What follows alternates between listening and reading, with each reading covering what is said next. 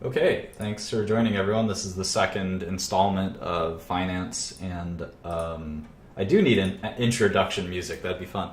Finance and Investing. I'm Martin Shkreli. I have two wonderful finance students joining us and a fellow finance expert, Quinn, and we'll be going through, we'll be sort of picking up where we left off on the last lesson. Let's recap that, I guess, very briefly.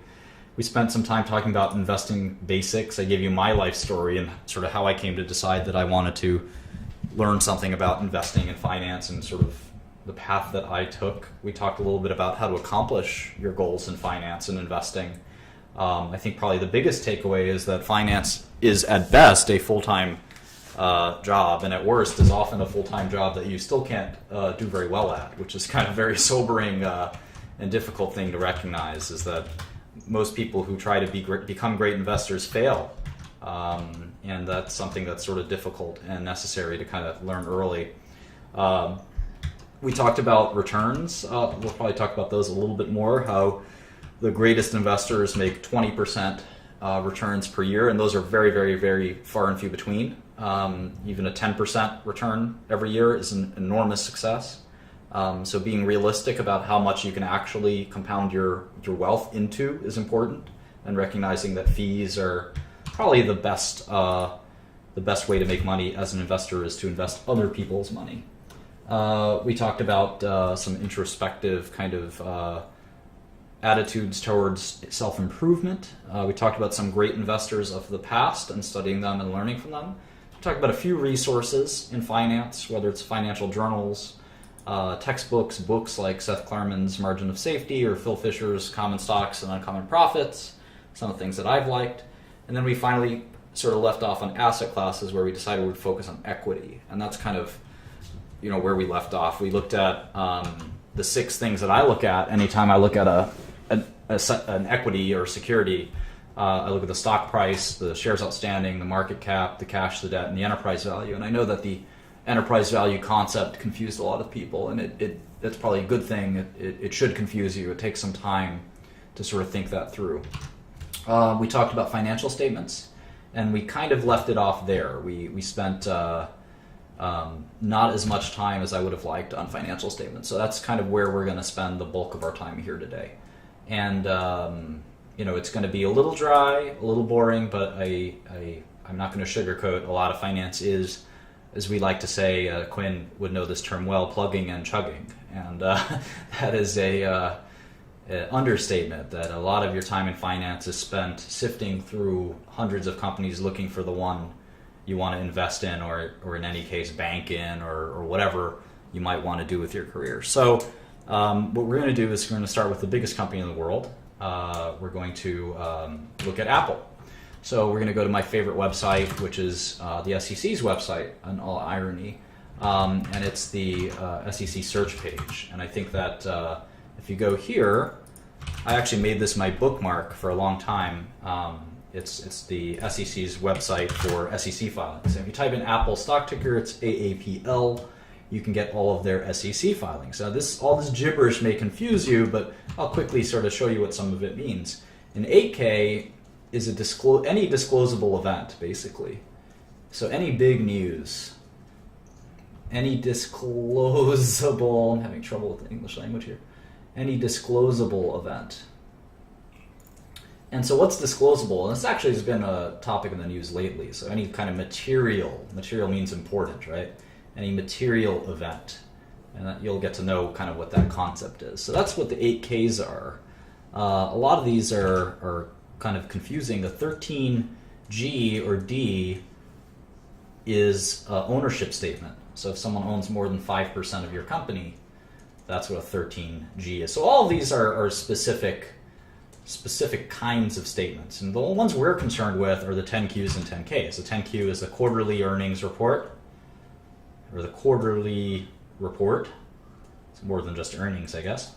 And the 10K is the annual report. So we use these, not only these, but we start off with these Form 10 filings as our important kind of things we're going to focus on. So anyway, let's see the most recent 10 filing. If you see it for yourself, it's the January 27th, 2016 10Q. we're going to click Documents, and we're going to click the first link, which brings us to the 10Q. And this is Apple's earnings report. So you can use this same procedure. You could use this same procedure for, and there's the link if you had trouble opening it. You could use the same procedure for looking up any public company's financial reports. So you can look up how much money Ford made last quarter, or how much revenue Pfizer had last year, or any company, Bed Bath & Beyond, or Outback Steakhouse, or whatever tickles your fancy. And you can see on Apple, you see the little Apple logo, and you see on page 2 and page 3, you can see what their sales were. So sales of $75 billion for the 3 months ended December 26, 2015. That's a lot. I think they're one of the highest revenue producing companies in the world, $75 billion. So what do we do with this information? How do we interpret it? We're going to use what I call the Holy Trinity. If you don't know Catholicism, I was born as a Roman Catholic, and we have something called the Holy Trinity. So you have a new Holy Trinity in this class, which is the income statement, the balance sheet, and the cash flow statement. And this is the income statement, and we're going to learn that well. And you can actually abbreviate it pretty easily as IS, BS, and CF. Income statement, balance sheet, and cash flow statement. And the three of them come together to sort of portray the results of a company for any given period. And you need all three to really interpret a company's performance, and all three kind of tell you slightly different information. We typically focus, especially as beginners, on the income statement and the balance sheet. The cash flow statement's a little bit advanced. It's still very important. Sometimes it's important, sometimes it isn't. But anyway, we're going to spend a lot of time on the income statement and the balance sheet, and we'll end up looking at the cash flow statement in future courses. So let's try to interpret the Apple income statement. What I like to do is I like to go to Excel, and like I said, I like to look at those 6 things first and foremost. So stock price of Apple, and where do we look up stock prices? We can go to Yahoo Finance or Bloomberg Finance, or I like Yahoo Finance. And you don't need live stock quotes. I think Yahoo gives you live stock quotes for free, but you can invest the same way people did in the old days. You can get a stock quote every 3 or 6 hours. You don't really need to know the stock price any second. I think that's a big waste of time, in fact. So anyway, the stock price is about $97, and the number of shares Apple has is on the 10Q, and it's on the first page. It says right there, 5.5 billion shares of common stock as of January 8th. So I'm going to type in 5544.583, and that's for the fourth quarter, sort of corresponds with the end of the fourth quarter of 2015. And the market cap is obviously the product of the two. If you have something that you're splitting into any number of units, whether you're splitting a pizza pie into slices, and each slice, you have 10 slices and each slice is $10, well, the whole pizza costs $100, and that makes a lot of sense.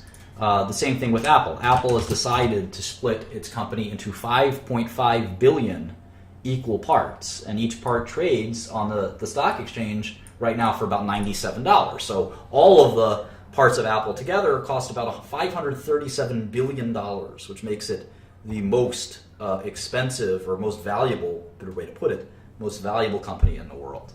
How much cash does Apple have? I saw someone tweet at me the other day. Well, where would we find that? We don't find that on the income statement.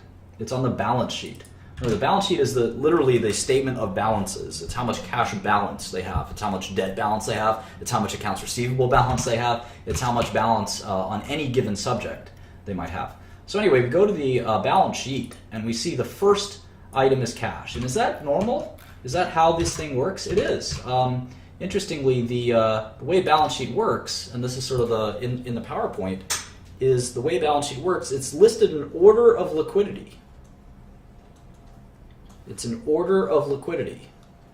And what does that mean? Well, the most liquid thing, liquidity is just how fast can you convert it into cash.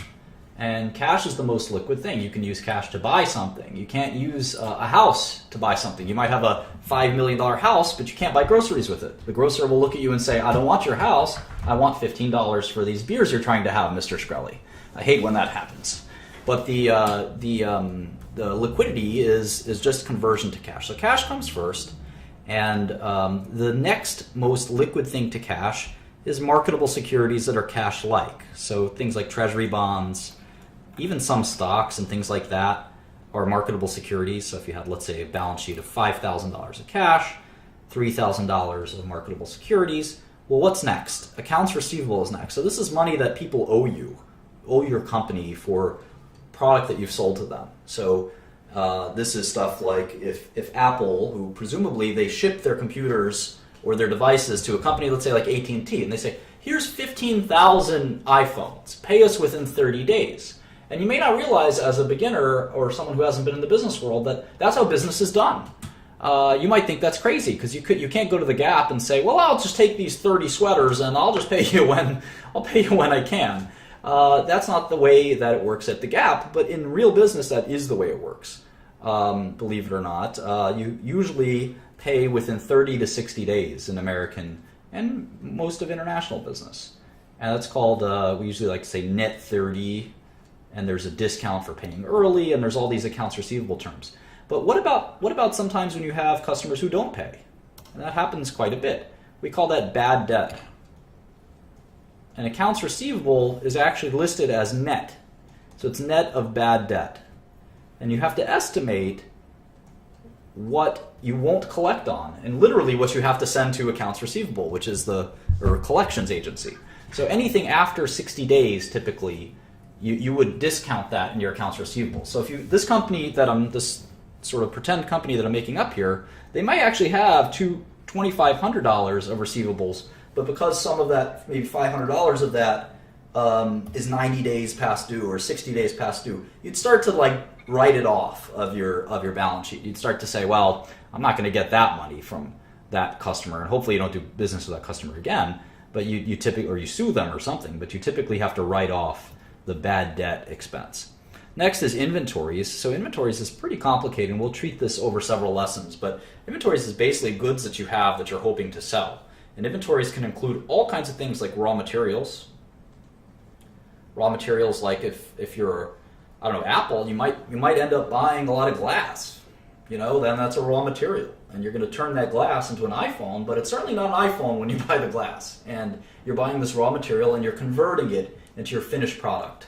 So you have raw materials and finished products. So of course Apple has iPhones sitting there on the shelf waiting to be sold. Those are finished products. And then in between they have something called WIP, which we call work in progress. And that's like a half-finished iPhone or something like that. So after inventories, we get into all kinds of crazy other assets. And the most important one we're going to call PP&E, property, plant, and equipment.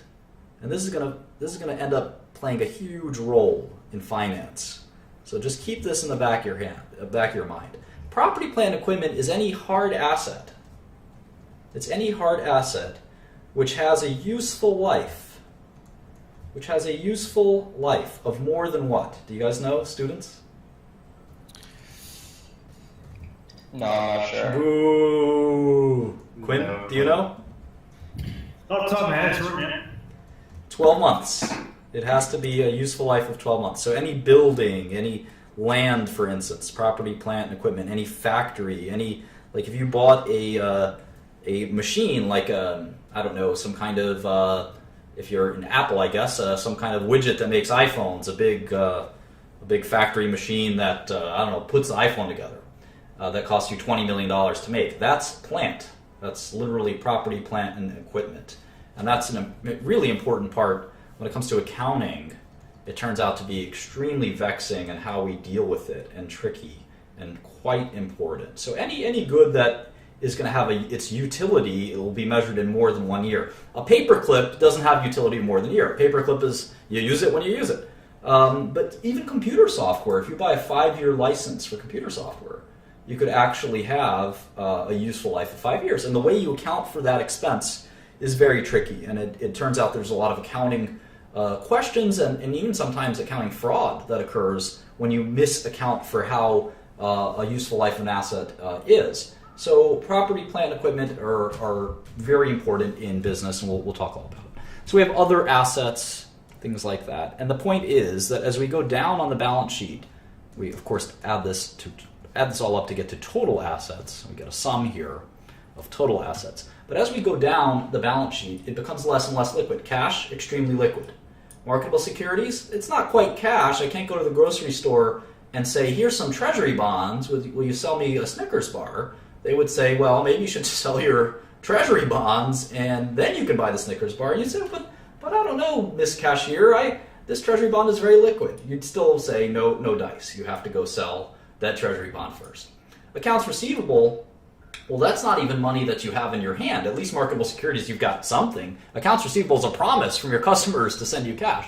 So that's really not liquid.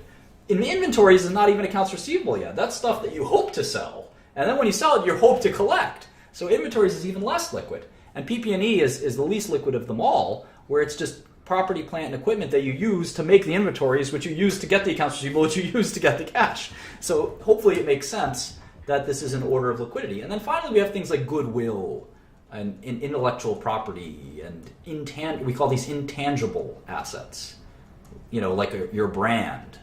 And a lot of this is kind of accounting gobbledygook, but obviously an intangible asset will never actually convert itself to cash, right? Your patents won't actually become cash. They're just patents that protect your ability to do business, your brand name, your trademarks, all of those things. So anyway, that's sort of what the asset side, these are assets. It's the asset side of the balance sheet. Very important. And let's look at like legal rights. Yeah, sure. It can be, a lot of it, quite frankly, turns out it ends up being kind of accounting stuff. In terms of goodwill, it's as this Sarah Get UB is correctly pointing out here, goodwill is often, it's the entities you've purchased, it's a technical accounting rule, and we'll talk about that at some point. These will be uploaded, this video will be uploaded automatically, so don't worry about that. Okay, so let's look at the Apple balance sheet. So we just did our own mini review of a balance sheet. So let's look at Apple's. All right, so current assets. These are assets that are convertible to cash within 1 year. Everything other than that is going to take more than a year. So cash and equivalents, 16 billion. Short-term marketable securities, 21 billion. Does anyone not see this? So I'm just going to add this up. Current cash of Apple is 16,689 plus 21,385. That's $38 billion. That's a lot of cash to have burning a hole in your pocket. What's next? How much accounts receivable do they have, guys? 12 billion, 953 million. Yeah, so that's a lot of money that their customers owe them, right? Isn't that kind of crazy? Could you imagine? I get angry when someone owes me 20 bucks. Let alone, my customers owe me $12 billion as of December 26, 2015. Isn't that crazy? And the world works that way. That's how Apple does business. That's how every company does business. We're just going to ship. We're going to ship out our product, and hopefully our customers will pay us. If they don't pay us, of course, we have rights. We could sue them. We won't do business with them together, et cetera, et cetera. Oh, hey, Phil is here. Phil Kobe, one of our most important men here, most important people, great contributor and friend on Twitter. So, getting back to accounts receivable. So that's how business is done. And that takes some getting used to, the idea that, you're going to do this on faith. And you can see that Apple, again, $13 billion that it's got out there to its customers. Its customers are probably companies like AT&T and Verizon. They're probably companies like, retailers that buy their computers and then hope to resell them later, things like that. Okay, so they have $2 billion in inventories. Obviously, accounts receivable, which I'll just say AR quite a bit here. AR. Accounts receivable and inventories are not cash. Here's a different receivable, vendor non-trade receivables. What do you guys think that is? Vendor non-trade receivables.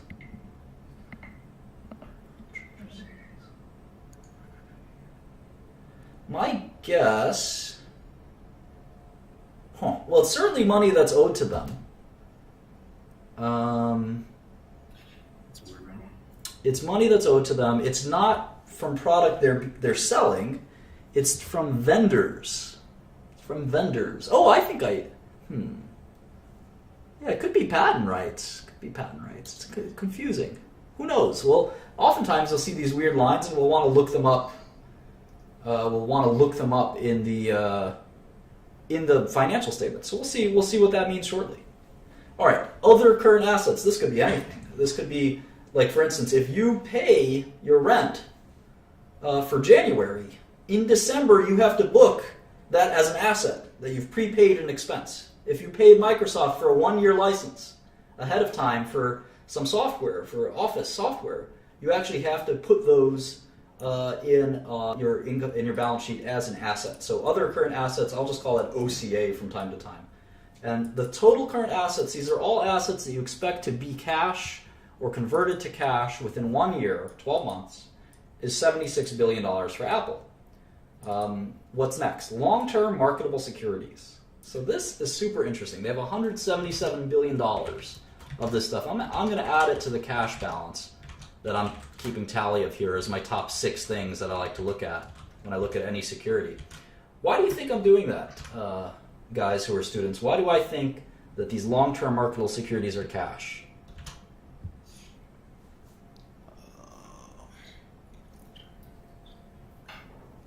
They're liquid, is the assumption. Yeah, you could sell them. You could trade them for cash pretty easily. Their value may fluctuate, but you could certainly trade them in for cash. Now, why are they long-term securities? Why is there one that's a long-term marketable security, and then there's in the balance sheet, you can see there's one that says short-term marketable security? What's the difference?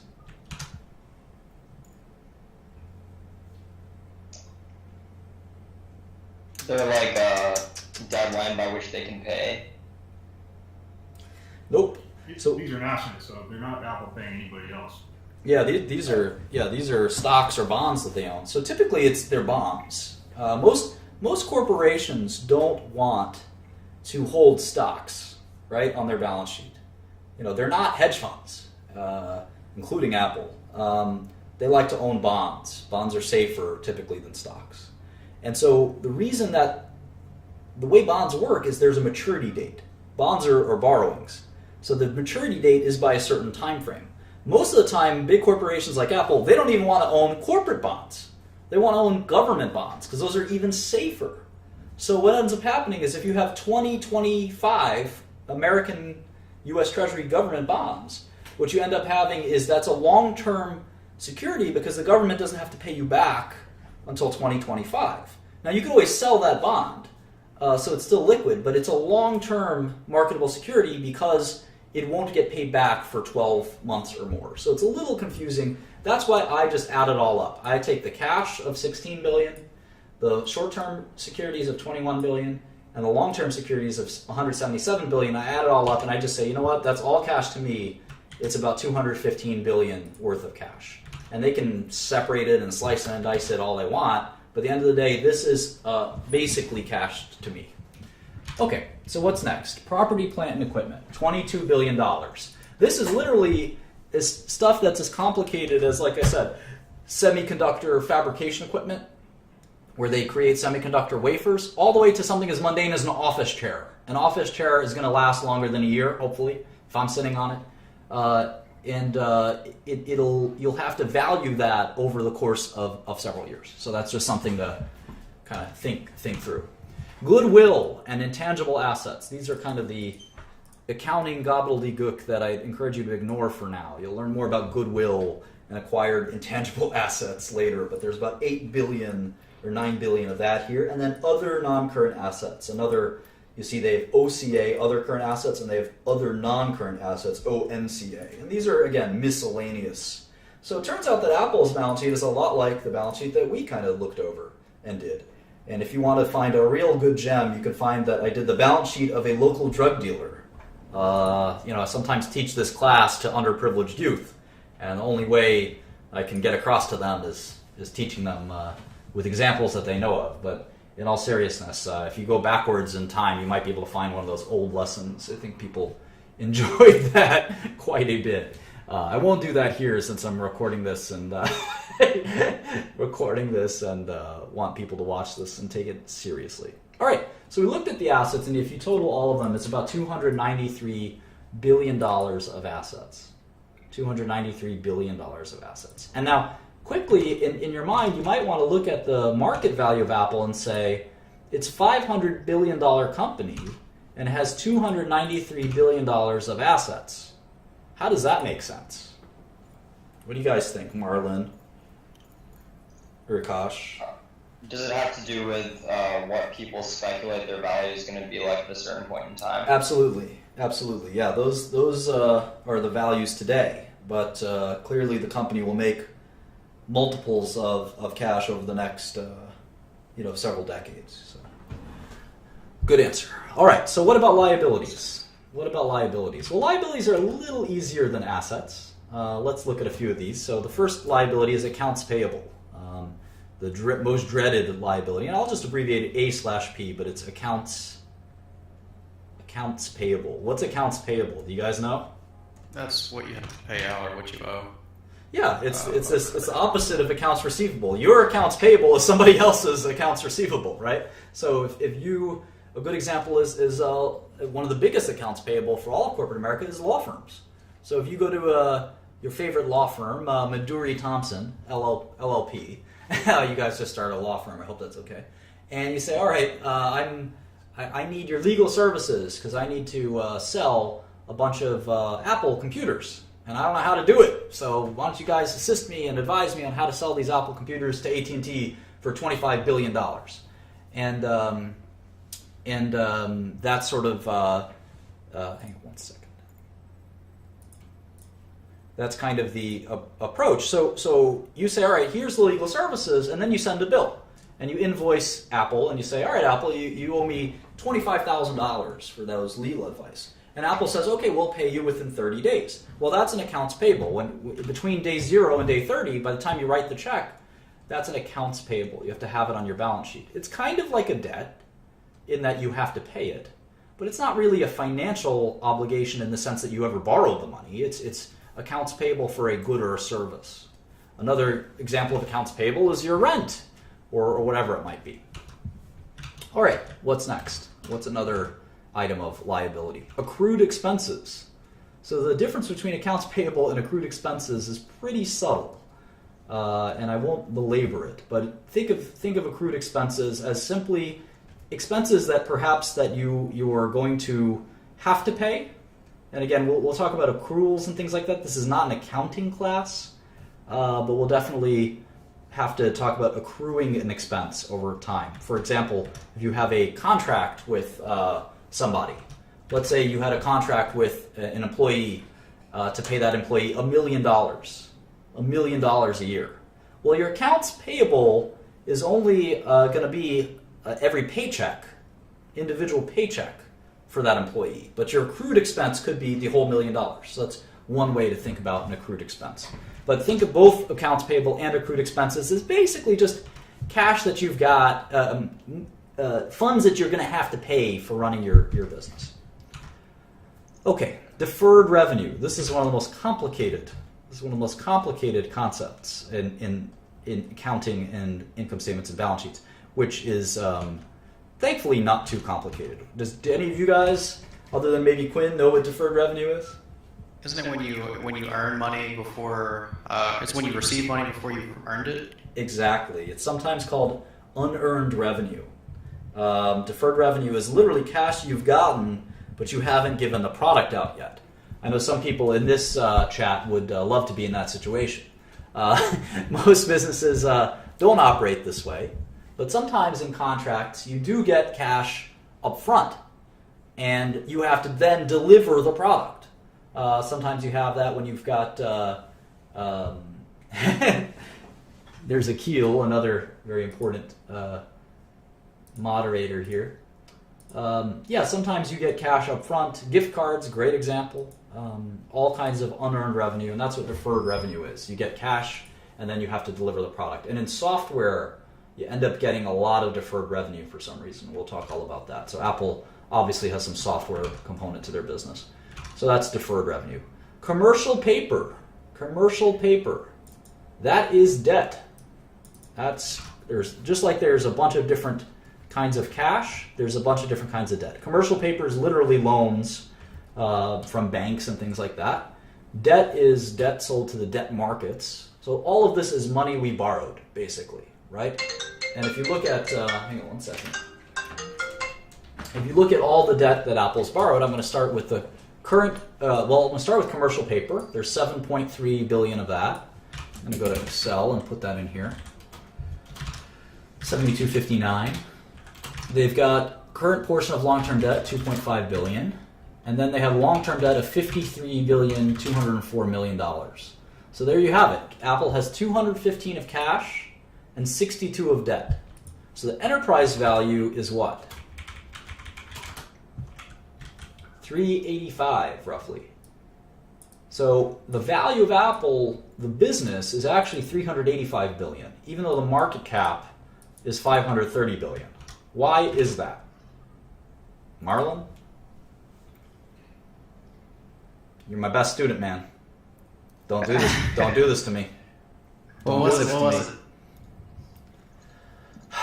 Repeat it. Repeat the question. Is that what you're asking right now? Really? Yeah. All right. Apple's market cap is 538 billion. Apple's enterprise value is 385 billion.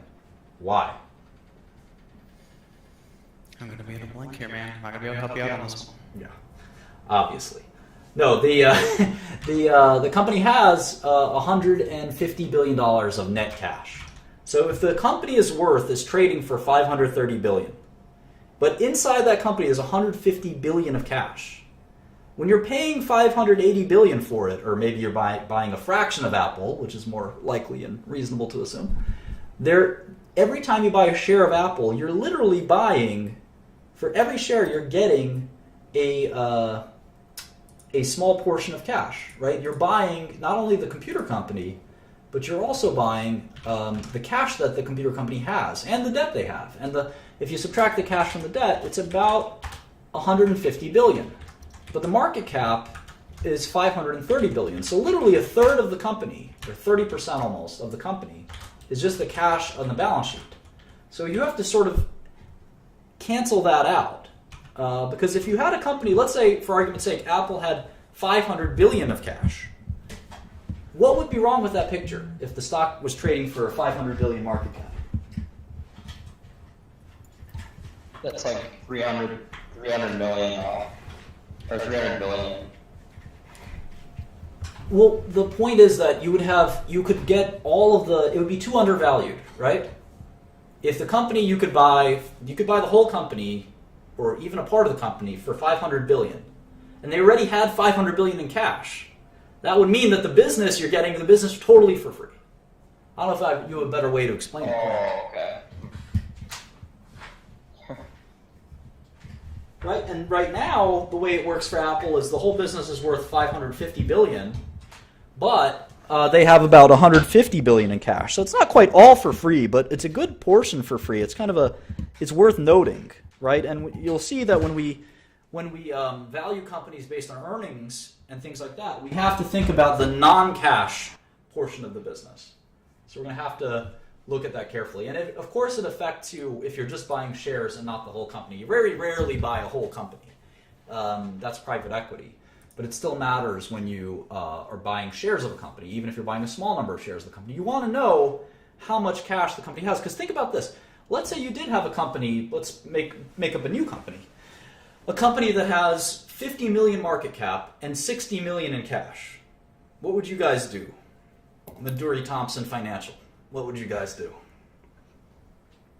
Definitely buy it. Why? Because it has more cash than its market cap. So you'd buy it for 50 million and you'd get at least 60 million. You make 10 million no matter what, basically. It's basically an arbitrage. Yep, exactly. So Apple's got 500 billion and 150 billion in cash. So it's not free, but it's about a third off if you think of it that way. And we'll look at this in more and more detail later. Okay, so let's look at Apple some more. All right, so the the balance sheet has total liabilities of 165 billion. So compared to assets are about 300 billion, liabilities is about 160 billion, so shareholders' equity is 130 billion. Does anyone know what another name for shareholders' equity is?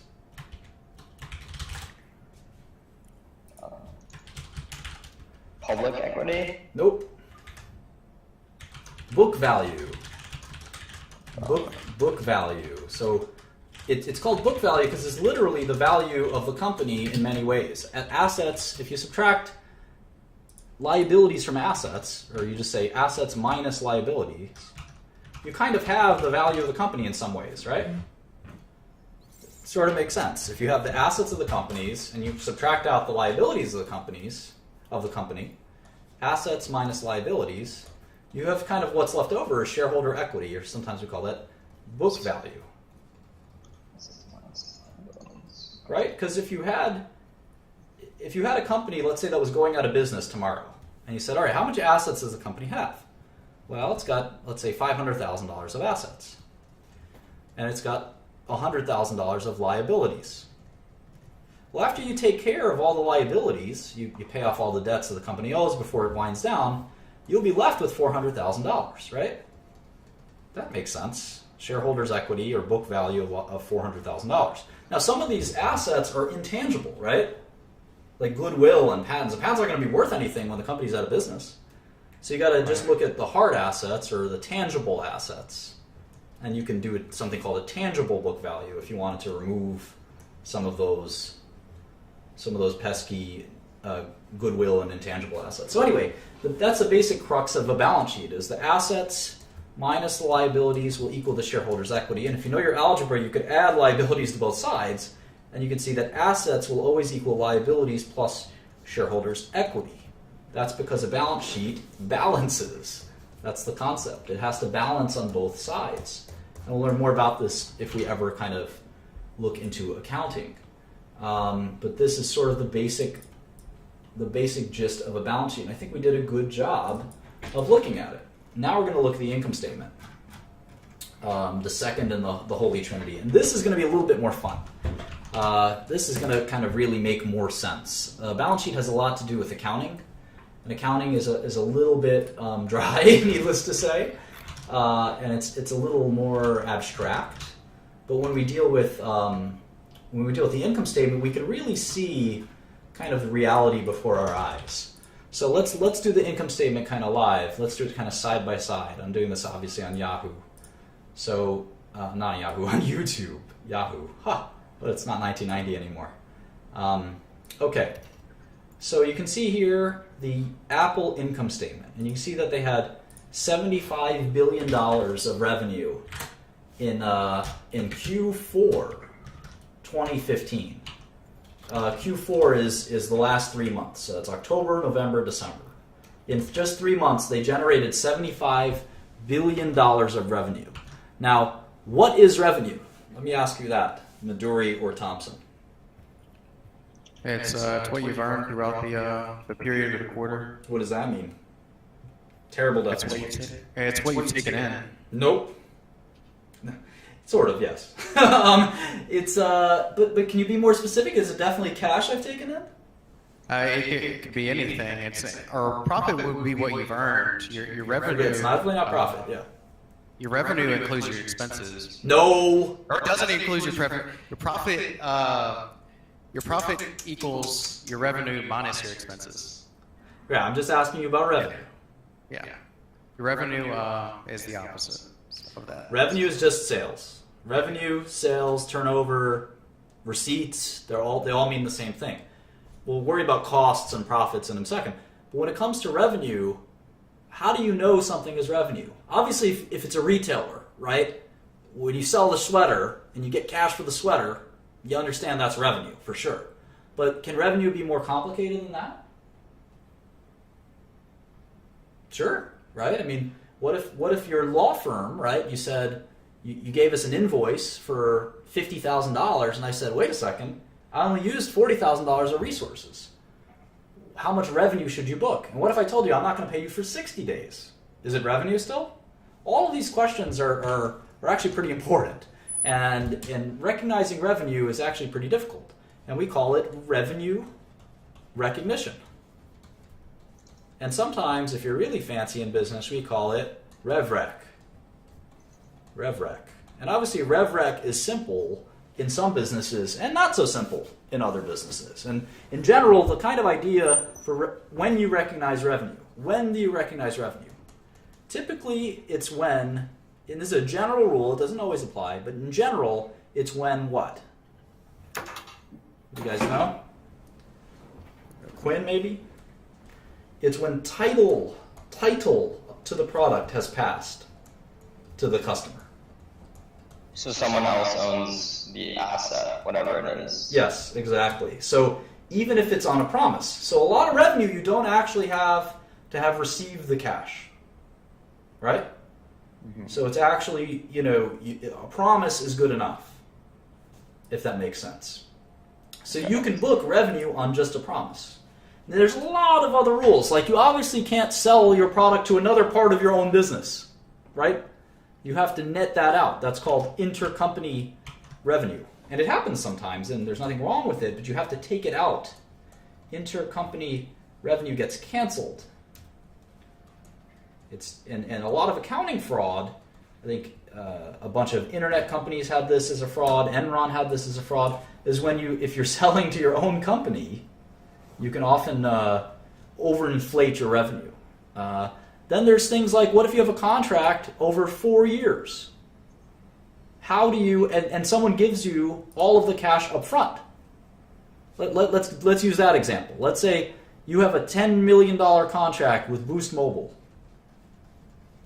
Boost Mobile. You're Young Jeezy. This is Young Jeezy Incorporated. Young Jeezy Inc. And you have a $10 million contract with Boost Mobile to promote Boost Mobile products for 4 years. And it comes time for Q1 2016 revenue. How much do you report? And Boost Mobile gives you a check for $10 million. How much do you report?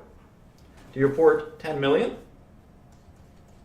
Do you report 2.5 million? Or do you report 750,000? I mean, there's no way to really tell. No, there is. There's specific rules, and it's called FASB, and you report $750,000. FASB is Financial Accounting Standards Board.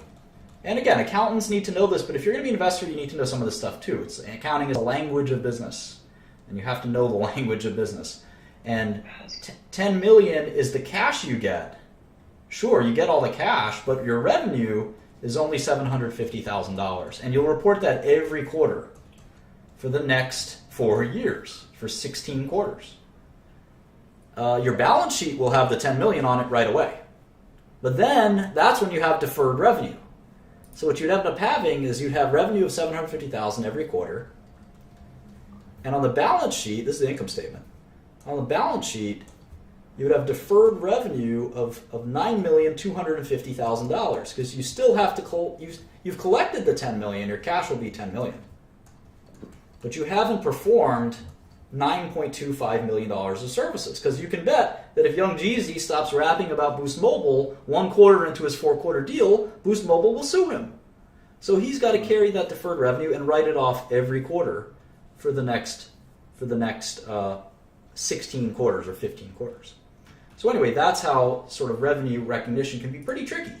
Obviously, if Apple sells $10 billion of iPhones to AT&T, it's relatively simple, but believe it or not, it can still be complicated. For instance, returns. What about returns? Return policy is a huge part of revenue recognition. Oftentimes, companies like Apple will have a return policy. So they'll say, you know what, AT&T, if you return us any of your phones, we'll give you your money back for the phones that you return. And some companies have no return policy. It really depends on your company. But a return policy is somewhat common, and you have to reserve revenue for return policies and all kinds of things like that. So anyway, there's a lot of complexity to revenue recognition. It may seem really simple, but sales are not as simple. All right. So next we have something called COGS, or cost of goods sold. What's a cost of... I'm not going to take off. Thanks All right. a lot. Yeah, thank you. Hopefully someone can bring in... thanks, Ken. Someone can bring in another financial expert up in here. So COGS, C-O-G-S, cost of goods sold. Cost of goods sold... Go ahead, Marlon. That'd be the value of the goods sold. Nope. Period. Nope. Cost of goods sold is the cost to make the revenue. So it's literally cost of revenue. So if they sold $75 billion, right, of phones and iTunes and all these things. It costs them $45 billion to make that stuff. So they have a margin left over, and that's called the gross margin. Gross margin. And you can see, I'm not going to type in, if you look at this closely, I'm not going to type in 30423. I'm actually just going to subtract cell F3 and cell F4. So subtract cell F4 from F3, and I get 30,423,000,000, because that is the gross margin. So they sold $76 billion of products in Q4. That means they might have gotten cash for some of that. They might have not gotten cash for some of that. But they pushed out $75 billion of their products to the world, whether that they got paid right away or didn't get paid right away. And it cost them $45 billion to make that stuff. So it cost them money to buy the glass and the equipment, all the stuff that goes into one of these things. And you can see that they made, if you think about it, they made about half. They made about 50%. For every dollar they sold, it cost them about 50 cents to produce those goods. So if we actually just do this, we can do gross profit or gross margin percentage. We'll call this gross profit, and we can do the formula. Does anyone know what the formula is? It's your total sales, the revenue minus your COGS. No. So that's what gross profit is. As a percentage, gross profit divided by revenue is 40%. And we got a great question from Dan Van Glen. Does it include labor? Yes, it does. Yes, it does. According to GAAP, generally accepted accounting principles, which are promulgated by FASB, the Financial Accounting and Standards Board, any cost of the product, whether it's the raw materials, even the plant, operating the plant, the person that works at the plant that maybe is the plant manager but doesn't actually make any of the goods, that's still a cost of goods sold, usually. So where the costs go into what bucket is sometimes unclear. Obviously, the cost of all the equipment and things like that will go into the COGS, and we're going to worry about depreciation and things like that later. Those will be very complicated. So what we end up with is they sold $75 billion of goods, and we're going to keep chipping away at that until we get a profit line at the end. And the first thing we're going to chip away is the cost of making the products themselves. So after we got $75 billion in the door, is one way to think about it, we're down to $30 billion of profit left over. So what's the next expense? This is accounting. This is an income statement. This is the income statement. So we're trying to figure out what our income is at the end of the day. But there's more expenses than just the products themselves, so what they cost. There's research and development. Apple has a bunch of smart guys sitting around and thinking about how to make new products. They only spent $2 billion on that stuff. Isn't that interesting? Think about how much profit they have. $30 billion, right? And they spent only $2 billion. $2 billion on research. And how about marketing? Selling, general, administrative. So that's not just marketing. That's the CEO's salary, Tim Cook. That's their office building. That's all kinds of other things. That's their legal expenses. That's only about $4 billion. So they're a really profitable company. After their cost to make the stuff, they barely spend any money on these other things. So we're going to call these operating expenses. Operating expenses. This is what it costs to run Apple. About $6 billion. $45 billion to actually make the products, but $6 billion to actually run the company. So operating profit is kind of what's left over. And this is an important line. Operating profit is kind of gross profit minus operating expenses. So now we're down to $24 billion. So revenue was $75 billion in Q4 15, and now operating profit is $24 billion. So we can actually do an operating margin. Operating margin. And that operating margin is roughly 32%. That's a very high margin. Most businesses don't have a 32% operating margin. Some pharmaceutical companies do, but retailers and things like that have more like 10% operating margins. So pretty healthy margins from Apple. What's left after operating profit? What other expenses could there be? It's going to be a lot of financial and taxation kind of expenses. So that's the only thing separating us between operating profit and what we call net profit. Net profit. So taxes is a huge part of that. And interest on all that cash they've got, right? They get $402 million of just interest. So we call that pre-tax income, and then there's finally taxes, which are what you think they might be. And again, taxes aren't necessarily cash they've spent. That's just cash that they're going to spend often. And what we're left with is $18 billion. So we can calculate again a net margin percentage. 18 billion left over after 75 billion of revenue. So 24 cents. Every dollar that Apple gets from you, they keep 24 cents. Isn't that interesting? We can also calculate a tax rate. What does Apple pay in taxes? Well, they're making 24 billion before taxes. They spent 6 billion on taxes, so 6 divided by 24 is 25%. How about that? Apple pays double or triple the tax, or we all pay double or triple the tax that Apple pays, even though Apple is a corporation. So that's what a lot of people don't like about corporate America. 25% tax rate, that's pretty low. And then we can think about it on a per share basis. So what's the income per share, or earnings per share, EPS? Well, we have to write down how many shares there are. Let's do this. There are 5,594,127 shares. So let's see. So the earnings per share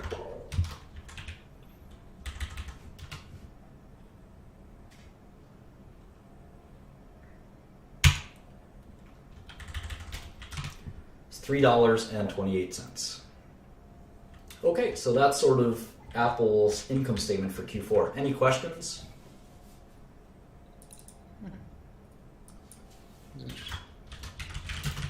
I'll teach you some quick Excel tricks. What we can do, keep in mind the income statement is giving us, and if you see any questions from people in the chat, feel free to just repeat them if you don't have your own question. But in Q4, you can see they gave you this year's quarter and then last year's quarter.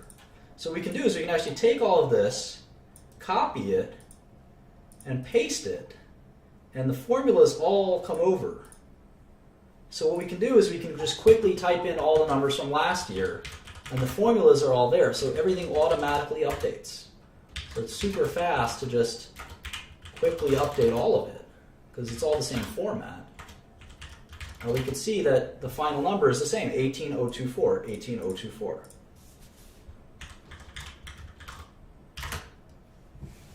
And we can copy and paste all of these.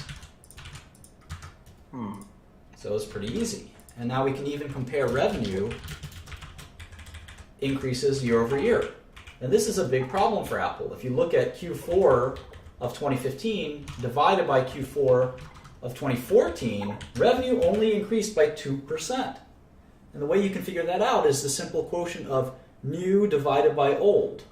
New divided by old minus 1 expressed as a percentage will give you a change from new in new from old. So you can see Apple's revenue isn't growing anymore. And I wonder why that is. It could be because they haven't released a new product. It could be because they're just slowing down in general. Who knows? But it's definitely a worrisome trend, and we'd have to ask Apple why that's happening. Maybe people are already talking about it. But that's how an income statement looks for Apple. We can also type in the balance sheet very quickly if we wanted. So we're going to have to pay attention to that as well. So we did cash. So just do this super fast one more time. And I'm happy to take questions as they come up. So I guess if you're looking at companies that you might be interested in investing in, are you trying to look at the growth in their revenue quarter by quarter? Sure, but we haven't yet come even close to making any decisions on anything. That we probably won't even touch that until lesson 4, 5, 6, 7. It takes a long time. We're just trying to understand how to even read these things, and how to sort of order them and format them into a way that we can use right? We can use to make decisions later. You know, we're not even close.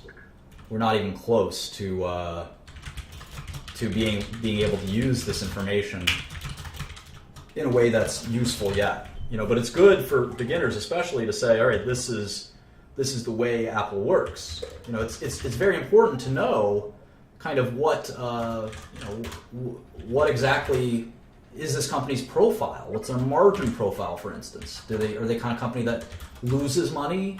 Are they the kind of company that makes money? Are they the kind of company that makes a lot of money? What's the relative amounts, especially as we compare them to other companies like IBM or Hewlett Packard or other computer makers, you know, phone makers like Samsung. We want to be able to compare them and say, why does Apple do so much better than these companies, or whatever.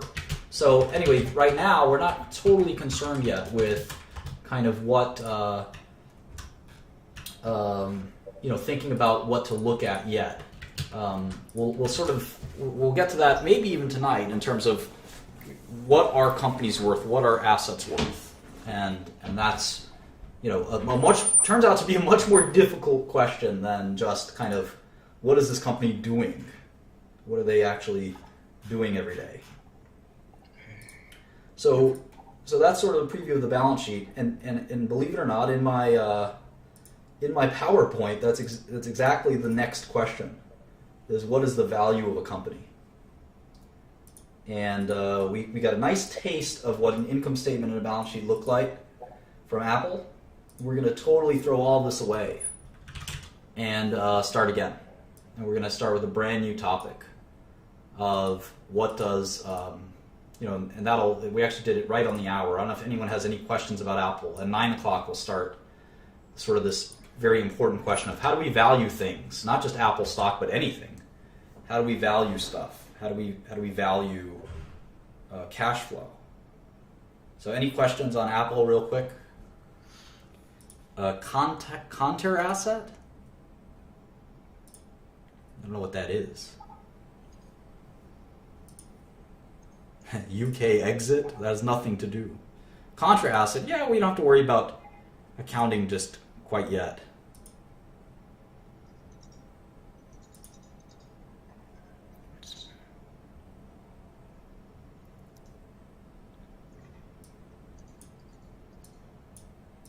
Martin, so you were talking about like the GAAP or GAAP. Is that where you can find all of like the? Because there are like a lot of different terms on these the financial statements that I don't really know too much about. Is there any good resource for like just reviewing those terms? Or I think just practice makes perfect. You know, they're all like self-evidentary. You know, like vendor receivables from vendors, right? It's money your vendors owe you. I don't know why your vendor would owe you money. Usually you owe your vendor money, not the other way around. Investopedia, I guess, you know, but I just think, you know, reading dozens and dozens of these, you will get there. You know, it's Okay. it's not that you don't need too much information about this stuff. Yeah, it was Anyone else? definitely helpful so far. A good question here. Do companies report revenues from their individual products on their SEC statements? Sometimes. You have to go through those statements. I think it was banned from Wall Street Bets, so I can't visit it. Reddit. I barely use Reddit. And try to stay on topic, because otherwise everyone will... you're confused and you lower the quality of this to everyone.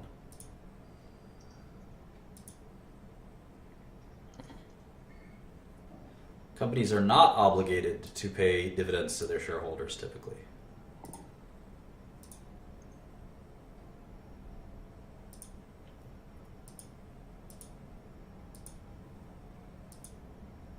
Okay, so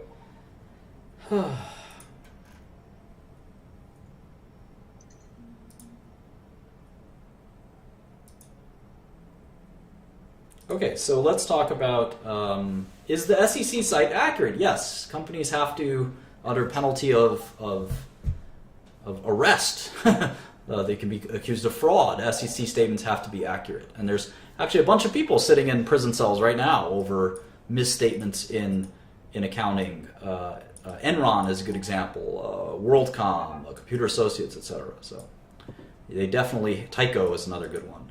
So they definitely have to do that correctly. Okay.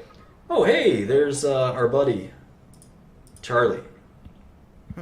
You're perfect. I'm gonna have to back out. Okay, great. Charlie's just in time. 9 o'clock here. Hey, What's going on? you're just in time. We're about to go into.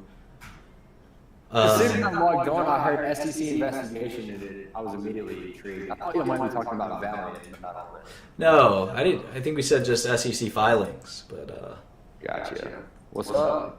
not much. We're just getting to. We just finished looking at Apple's income statement and balance sheet. Now we're going to talk about something probably a lot more important, which is how do we value cash flow, and what is cash flow, and what is I like it. discounting cash flow, and all this stuff. And this is a pretty complicated field, and I can probably teach you the definitions in 30 seconds. But the point of this is to understand it like the back of your hand, not to be able to recite a definition. So is anyone before? Are you looking at some slides right now? Yeah, there's a website. I'll give you the link. Can you maybe post this real quick? It's a YouTube. It's my YouTube live stream link. Got it. Oh yeah, I know that. So we just need one more person to join. I know there's a bunch of people What's going on? Hi. Are you a finance student or finance expert? Bullish? Okay. Blue bullish. Thanks for joining, dude. Oh fuck yeah! All right, got the slides up. Okay, good. Yo. Hi. You kind of look like a bum, and your background's echoing a little too much. So we're just gonna do this with us By three. the way, yesterday, total stage fright. Did not realize there were going to be that many viewers. That's right. All right, so let's talk about cash and what it's worth. And this is, again, this is the core of finance. This is going to be, I want everyone to pay close attention. What we did with Apple, it's more technical, more kind of detailed. This is much more theoretical. And this is going to be a lot of fun if I do this right. And it's going to confuse you and give you much pain if I do it wrong. So this is going to be really important. We'll just lock the room so we don't get any distractions. Okay, so what's a dollar worth? I ask this question a lot in like every interview for financial people. I ask this question like 20 different ways. And one of my favorite questions is one of my first interview questions is I say, if I give you $1, $1 every year, every January 1st, forever. And it's actually a contract. It literally is a contract that I'm going to sign. Right here, Martin Shkreli. And you can, it's dated today. Dated today. And it says in the fine print, it says section 2. Section 2. So this is section 1. Every January 1st forever, I give you $1. Section 2 says you can sell and transfer this contract. Okay, so I give this contract to you, Mr. Maduri.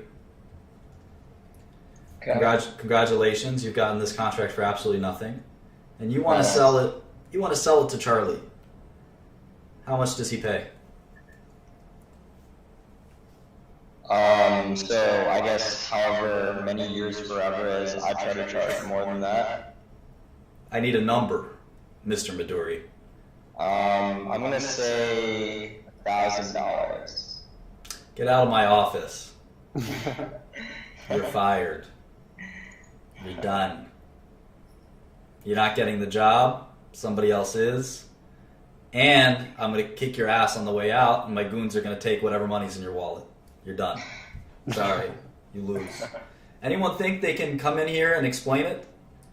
I'll actually give you. I will give you this contract if you can come in here and explain it correctly. Can you give a brief synopsis of the contract really quick?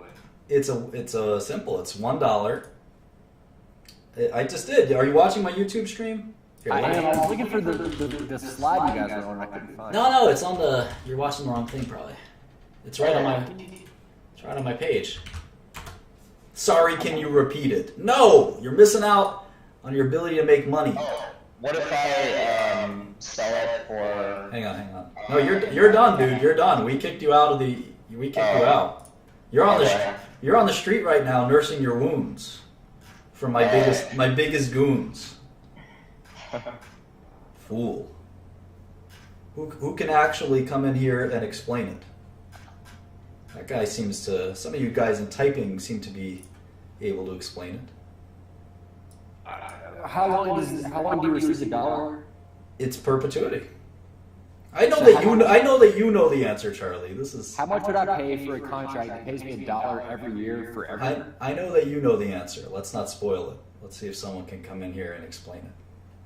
It's a $1 contract. I'll give you $1 every January 1st forever, as long as this piece of paper exists. And forget about like me. Pretend I live forever in this scenario. Pretend I'm going to live forever. I'm going to always have that ability to pay you $1 as well. There's no solvency risk. There's no end of life risk. It's just $1 forever. And you can sell the contract to get $1 forever to whoever you want.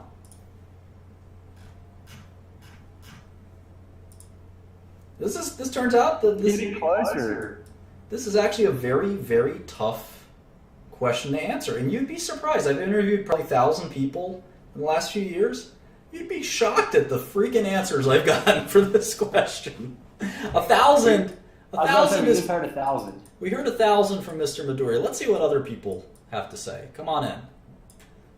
I'd like to see rapid fire kind of who. And I'm just going to X you out real quick, Midori. See if we can get people to come in here and explain your answer.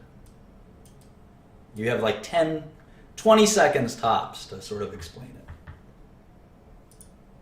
And the winner gets $100 by PayPal. Ooh, things just got real. Chris? Everyone's saying repeat the question? You should have been paying attention. Chris, your mic isn't working, it seems like. So you're like the guy who shows up to the interview late. You're done.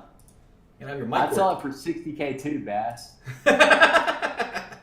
$60K? Is that a legit answer? Yeah. Use the Pythagorean theorem. Winner's circle, you got this. J-Rock? I wouldn't sell it. That's my answer. Winner's circle, that's your answer? Why would you sell something that's guaranteed that's that solid? All right. You also don't get the job.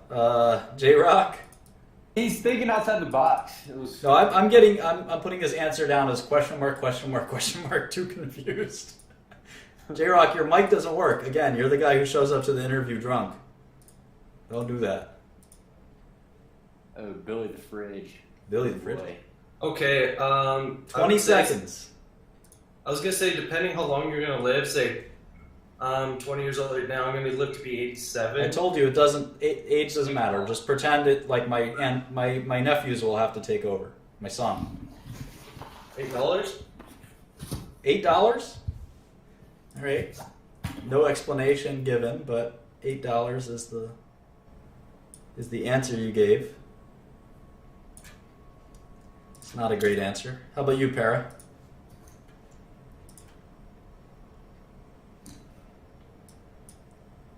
It's amazing. The average American does not understand finance.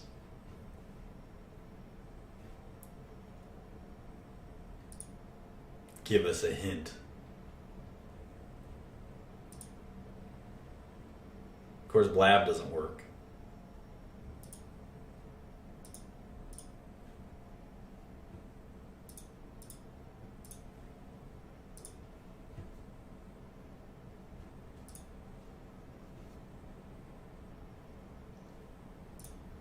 Thank you, Sandra. I think we're back. Okay, Sandra, you have an answer? Yeah. Sorry, I lagged out for a bit. But my answer is that present value of $1 is if you had $1 now versus $1 next year, you could use it out in the market and you can maybe earn interest on it or make an investment. So you kind of pick a common or what looks to be a trending interest rate. You use the present value table. Once you get into perpetuity of the present value of $1, it stops really mattering how many years. So when people are talking about ages, that's why it kind of doesn't really matter. So you'd rather have $1 now versus later, so you'd rather sell it, I'd say around $13.50. $13.50. Wow. Bam! What an answer. What a babe. What a goddess.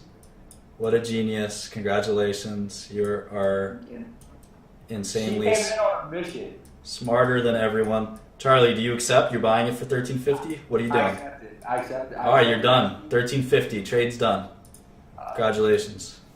Thank you. Of course, it's probably worth about $50 in my opinion. But I was gonna say, I guess, actual value depends on who's buying it. yeah, it's a tricky question. All right, so we got one smart person up in here. Hey, that was a great question, Martin. I love it. I've got 100 variations of this that I ask finance people who want to work for me, who want to invest my money or help me invest, and it's pretty complicated. Well, it's all about, and I will explain why $50.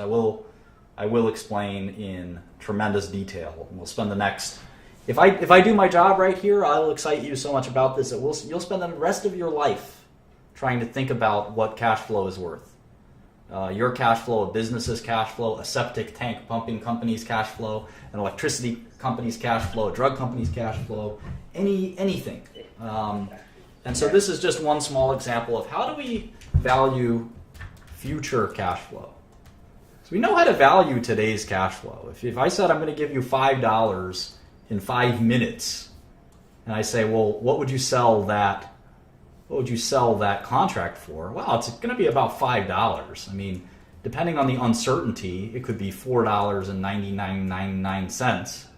There's actually people that do this. It's called overnight repos, if you want to look into that. There's actually a market for this kind of paper. It's actually repurchases as repos.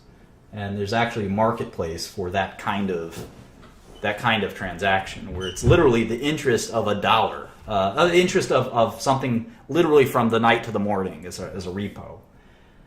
And there's things called carry trades where you're carrying a trade for just a short period of time and you're earning an infinitesimally small amount of interest. Obviously, it's easy to determine the discounted value of something in a short period of time. But what if I told you I was going to give you $1,000 in 10 years, or I can give you $100 a year for 9 years? Which one's better? So I'd prefer to start receiving the money now. Well, this isn't as you can imagine. This isn't a guessing game. This is not. This is something we can actually calculate to extreme precision. Okay. With so are you going to use a 7% return on the $100? We could use any return we want, and that's the great thing about it. We could say, well, what if we don't make a return? What if we do make money with the $100 a year? What if we, et cetera, et cetera? What if there's inflation? What if there's deflation? All these things we can actually get an exact answer, and that's what finance is all about. This is literally the discipline known as finance. Let's get down to it. Yeah. Let's explain this $1,000 or $100 Cool. a year.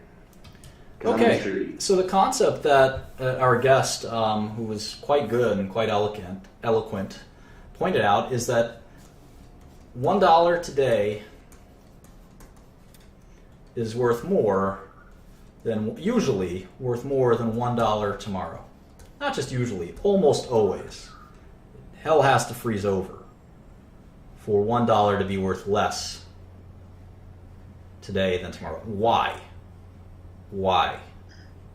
And the answer to the $1,000 question and the answer to the $1 question all lies in this concept. It all lies in this kind of concept. Why? One, someone said inflation. Okay, I guess that's true. We could talk more about inflation. The better answer is Akil's. It's opportunity cost. Or just say opportunity or investment potential. Same way molecules have potential energy. If you had $1 today, let's say it's Monday. Let's say it's Monday, January 1st, 2016, and you had $1,000 versus Monday, January 1st, 2019, and you have $1,000, which is the better place to be if you're an investor? Well, you'd much rather be in 2016 because you can invest that $1,000. And let's say you make a 10% return per year. Well, in 2017, you would have $1,100. In 2018, how much would you have? $1,210, right? And in 2019, how much would you have? Gosh, my math is starting. 1,341 or Yeah, something like that. I think that's right. You would actually have $1,331 in 2019 versus $1,000 in 2019. So the ability to invest the money and earn a return is why $1 today is worth more than $1 tomorrow. But how much more? And why would we pick 10% here? Why not 20% or 3% or 1%? I mean, it depends on the kind of return you can get. And what about negative percentages? There's a such thing as possibility. There's a such thing as deflation, right? So we have to think about all of those things. And this is what finance is all about. We toss and turn about this. We toss and turn about all this stuff. What about risk? What a fantastic point. Danny Argueta, you are a special person. That is the most important thing, in fact, is risk. And we'll talk about that soon.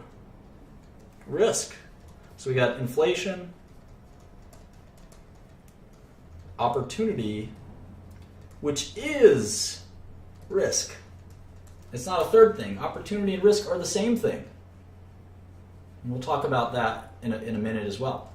So this is really it's kind of a very theoretical part of finance, and I love it because it's almost philosophical even. It's almost philosophical. And what's so philosophical and theoretical about it? Well, we know that $1 today is worth more than $1 tomorrow, but Apple has that exact issue. In fact, every stock we're ever going to look at, the concept is $1 today and $1 tomorrow are something to think about. So if Apple makes $18 billion a quarter, that means they make what? $70 billion a year? And if they make $70 billion a year, we can actually discount that and add it up. And we'll talk about that in a second. But keep the Apple example in mind. All right, so now we have the question of how much is $1, how much less or more is $1 worth today than tomorrow? Okay. So like I said, if I told you I was going to give you $5 today, or this year, and I was going to give you $5 next year, and every year thereafter, we obviously, if we summed all of these things up, I don't know if you guys know this, sigma means sum, capital sigma in Greek. If we summed all of these from beginning of 2016 to infinity, what would the answer be? it would be infinity. Yeah, it would actually be infinity because we'd have an infinite number of years. And obviously the right to get $5 a year forever is not worth infinity. It is not worth infinity. It is worth less than infinity for sure. So why? Why? Well, let's go year by year. So if I told you I was going to give you $5 right now, you'd say, oh yeah, that sounds like it's worth $5. I trust you, Mark. I think you have $5. What about $5 next year? Well, who knows about next year? You may not know. You may not be able to collect next year. God only knows. And then again, the idea that $5 will be worth $5 next year. It won't be. We know at least there might be some inflation. We know that I'd rather have the $5 today than a year from now because I can invest. I can invest that $5 and maybe make a few percentage return. So $5 is in 2017 is probably worth less than $5 in 2016. It's probably worth less. The $5 in 2018 is worth even less than that of 2017. So let's say it was worth, let's say 3% less. What would that annuity be worth? So let's do this out in Excel. And Excel is great because you can just simply do it the way you see me doing it here. So $5, and we're going to take $5 times 0.97, which is 3% less than before. And we're going to copy and paste all the way down. And you can see that as we get less and less, we approach a value of what? Each year, the value of that $5 approaches 0. It's like an asymptote in calculus, right? And in fact, we can kind of graph. We can even graph what the $5 per annum. Remember, the face value is $5 every year. It's always going to be $5. In year 2250, you will get $5. But the value. But that $5 is going to be shit. Yeah, exactly. In year 2300, it's not going to be worth much. And so we can actually graph this and sort of see what it looks like. It'll be fun to see that. How do we do that? Let's see. Insert line graph. Here we go. Yeah, here you can see the value of $5. It sort of reaches this asymptote of 0. In math, an asymptote is a line that approaches another number, another line, but never quite touches it. And you can see that by the time it's like 50 years out, it really isn't, the $5 really isn't worth very much. It's worth maybe $1. So if we take the sum of this, equals sum, and we sum all of these numbers, we get $166. $5 a year forever is about $166 today. Even though if we sum all the cash we were going to get, it was $1,660. This is, let's see how many years this was for. How many years was this contract for? 332 years. It was a 332-year bond where I get $5 every year. I'm going to collect, by the end of the bond, I'm going to collect $1,660. But today, the bond would trade for $166. Why? We got to think about this. We got to think about it carefully. What if we only discount by and let's add more years to this. Let's go into thousands of years. See what happens if we do that.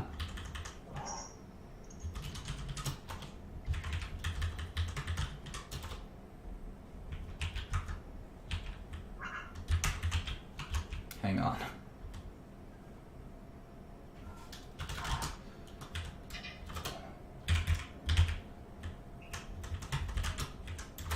Okay.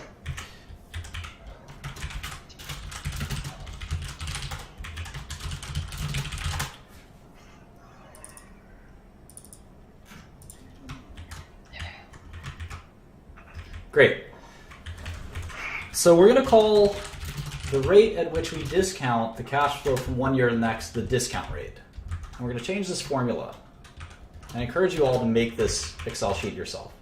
We're going to change this formula to the discount rate. We're going to see what happens when we change the discount rate to 10%. What do you think the value of the bond will do? Obviously, the amount we're going to collect will be the same. This contract promises us $9,310. $5 a year for a long time. Let's see how many years we put in this. If we increase the discount rate, what's the value of this contract? It's going to be lower. Yeah, it's going to be lower. Why? Because it approaches 0 at an earlier rate. It gets closer to 0 at a much earlier time. Yeah, so we can see that it goes down to $50. If it's 5%, it's $100. If it's 3%, it's $166. If it's 2%, it's $250. You can see that they're inversely proportional. In fact, a fascinating thing is as the discount rate approaches 0, the value of the bond approaches what? $9,310. No, it approaches infinity. Oh, okay. I guess I was assuming for the amount of time that we were collecting. Why do you think it approaches infinity? Oh yeah, I guess yes, correct. It does if you have an end to it. But we could always extend this even further, right? If it's an annuity is infinite.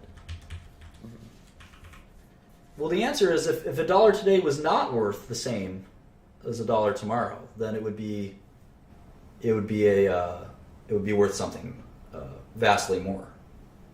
But we assume that money is worth less over time because of things like risk and opportunity cost. So we have to think very carefully about how to discount a series of cash flow. And in businesses and bonds and stocks, we have these yearly cash flows we come to expect. In this case, this is very boring. We expect $5 every year, forever. Businesses obviously aren't like this. The cash flow we get fluctuates. We hope it grows, right? We hope that the CEO of the company figures out a way to make this go from 5 to 6, from 6 to 7, from 7 to 8, hopefully from 8 to 800. You know, if you're a CEO like me, you want as much profit as possible.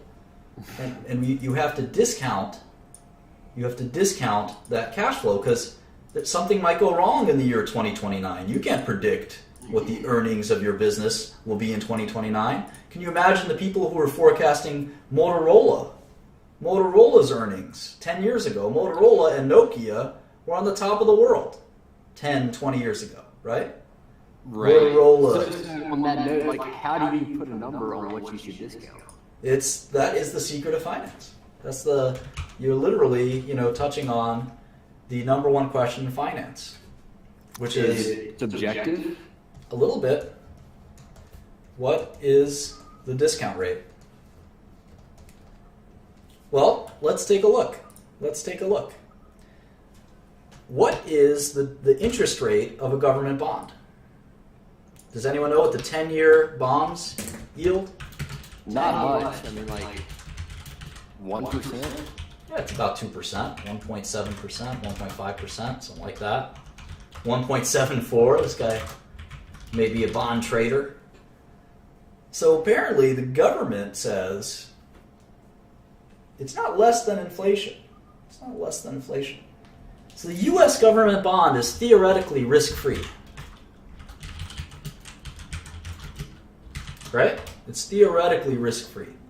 There's no risk that Obama and Trump, our future president, will not pay the obligations.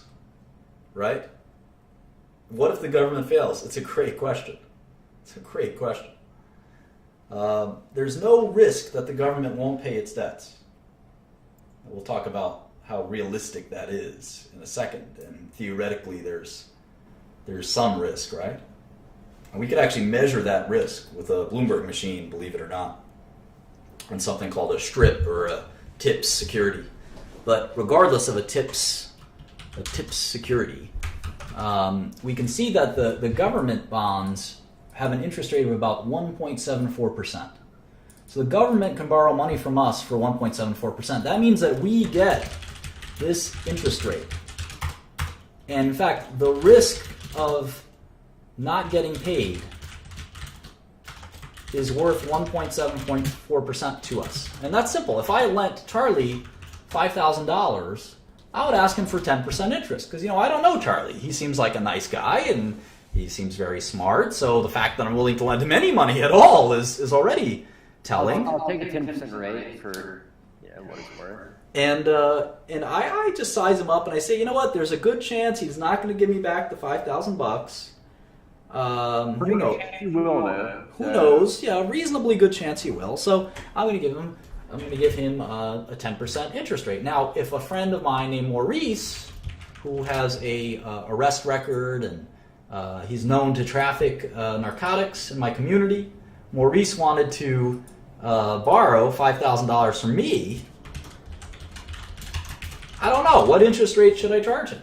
I think Maurice is more likely to default. More likely to default.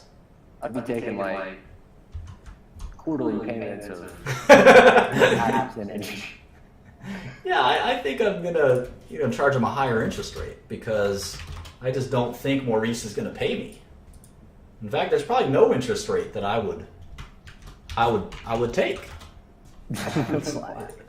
It's not a black or white thing. There's let's give him an Albanian name. What's a good Albanian name? Let's just make him an American, Bob. Bob. Yeah, Bob the crackhead. Bob the crackhead. Mark it up 5,000%. So it's a very difficult loan, and I'm worried about that. But the government, how about Apple? I can blend the company's money. It doesn't have to be They're people. probably going for cheap. Here's another good one. Brazil. This guy's making a good point. Brazil is 6% interest rate right now. The U.S. government is 2%. So we can see what the least risky securities are. We can make a list, in fact. U.S. 1.74%. Brazil 6%. Apple, I think, is borrowing money at 2%. I can look that up with Bloomberg, which I'll log into in a minute. The Bloomberg log. My loan to Charlie is 10%. My loan to Bob is 50%.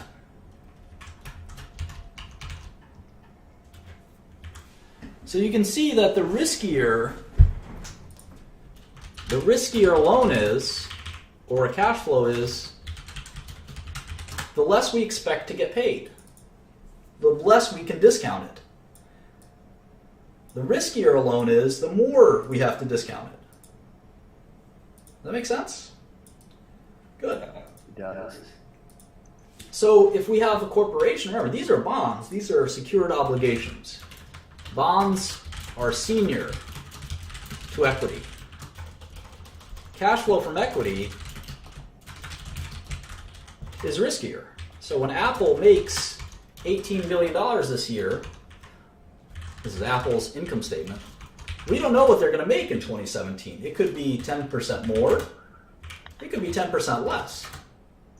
We don't know. We have no idea. Let's look at an athlete. Let's take name an athlete everyone likes. LeBron James, Steph Curry. All right.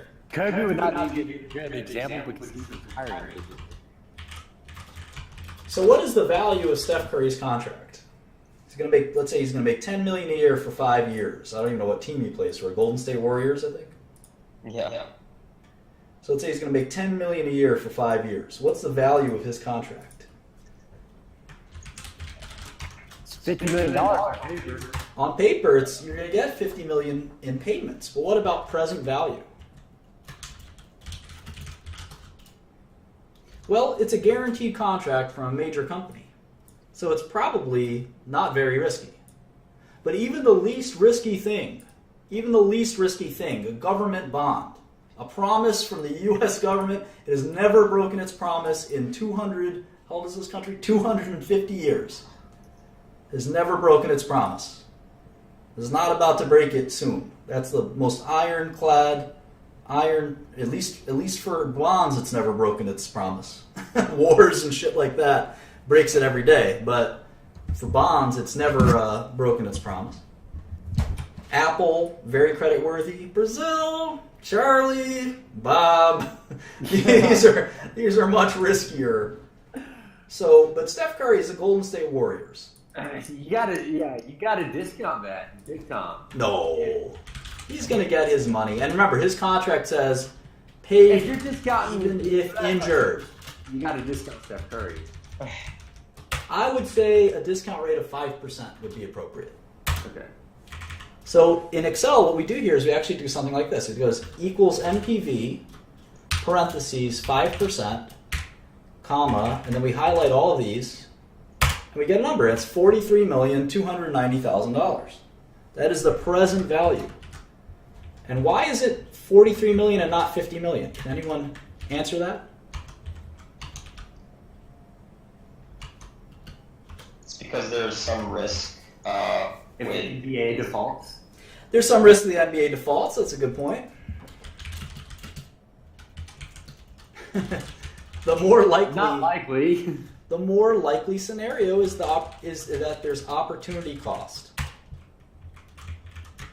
And it's not like he's not going to collect. He's going to collect 50 million. There's no doubt. The point is, he would rather trade 5 equal installments of 10 million for $44 million or $45 million. And the discount rate, this is a really important concept right here. You guys, this is gold here, what I'm about to tell you. It's a secret.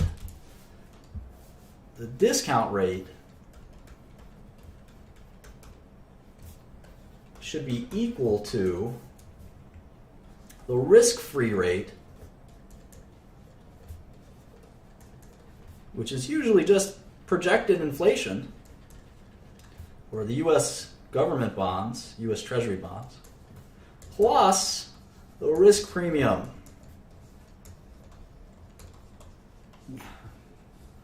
So what is that? What does this mean? Well, all securities have the same inflation risk. Right? Bob and Charlie don't have any different inflation risk than the U.S.'s inflation risk. Brazil has its own inflation risks, right? But there's some risk amount that we're going to assign to everyone, right? Like the U.S. is 1.7%. Then we have to add a little bit more risk. So in the case of Steph Curry, we're going to say, all right, well, government bonds are 1.7%, so it has to be more than that. So it's going to be some percentage more than that. And it's going to equal some percentage. And we've decided arbitrarily, right? Arbitrarily that the 1.7%, we're going to add 3.3% to equal 5%. And this is the inflation risk in essence. The inflation risk. And this is the opportunity risk. Opportunity cost. And this is a very theoretical concept. And part of it is based on how well Steph Curry can invest this money. If he can't invest it very well, then we just have to think about, or we're going to assume he can't invest it at all. We're going to assume that it's some risk like the risk-free risk, plus this crazy risk that perhaps the NBA defaults or that Golden State tries to get him out of his contract or something like that. And if we use that, we can actually put in, refer to the discount rate here, down here, and we see that it's a lot closer to the 50 million. The only way it's worth 50 million is if the discount rate is 0. And it can't be 0 because there's some risk of default. There always is. There always is. Unless you have the money in your hands. And there's a lot of money to be made, this is a good question, which would never happen because the risk is irrelevant. A lot of fortunes are made. A lot of fortunes are made and lost.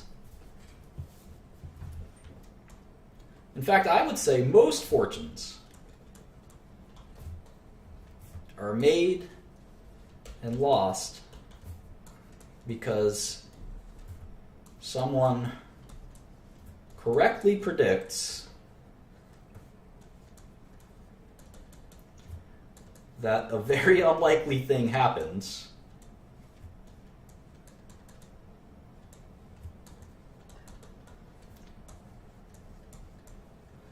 or doesn't happen.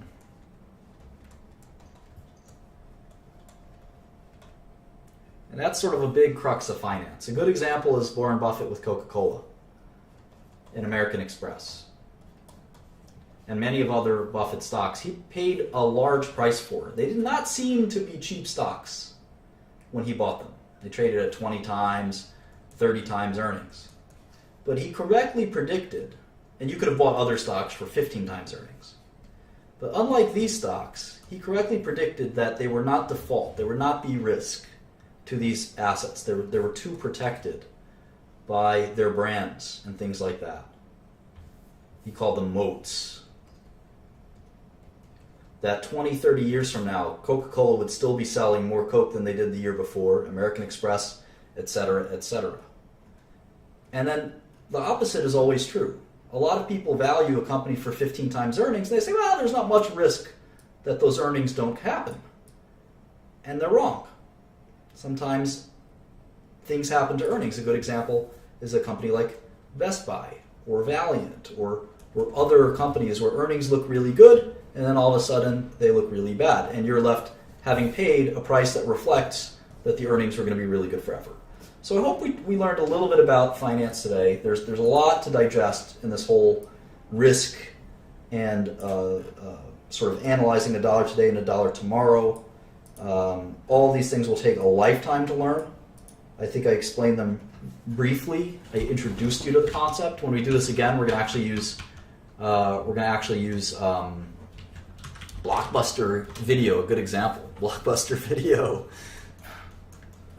Even Netflix, who knows? Is Netflix tomorrow's Blockbuster? Doesn't seem like it today. Back then, you would have never thought Blockbuster would have gone bankrupt. All of these things come and go, and the price we pay for things is very important because it implies a discount rate. And we'll learn all about these things. Next lesson, we might do it in terms of formulas. This is the present value of an annuity happens in this formula. We can also do something like this. Or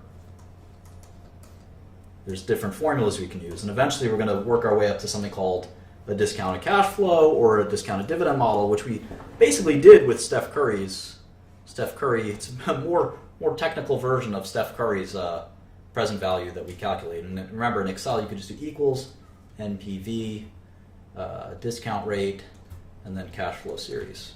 That's how you do it in Microsoft Excel. I don't know how to do it in any other application like Google or whatever. So again, you're gonna spend a lifetime thinking about the way to discount cash flows. That is the essence of business, finance, and investing. I can't teach it to you in one lesson because it's going to be a lifetime of experience and learning. And that's what, in essence, all of investing is all about, is what is the risk to your cash flow. But we can go back to public companies like Apple and do some more forecasting and see kind of what likely is going to happen to investments in public companies and private. We can do some private stuff too. And we can try to discount and use examples and things like that. So I hope this is valuable for everyone. If anyone has any questions, I'll open it up for the next sort of 5 or 10 minutes, and then we'll try to close by 10, and then I'll stick around and do some stuff after 10 as well, but the stream will end at 10 sharp. So anyone can join in. I'm going to get a soda, so the mods can... That was a great, really good, I guess, fundamental explanation of cash flow, so I appreciate it. Good stuff. Yeah, thanks Sure. a lot, Martin. This is very informative. Feel free to dial in some people so we can get some questions while I go get my soda.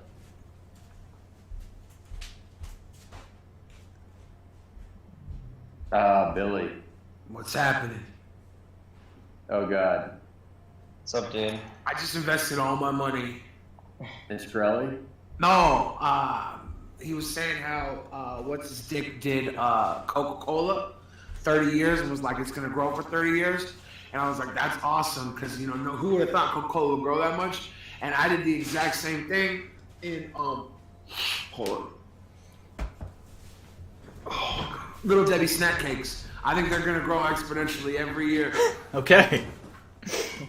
So I put $40,000 in Little Debbie snack cakes. I think this is good for me. I'm excited. If anyone would know his snacks, it'd be Billy the Fridge. Anyone else?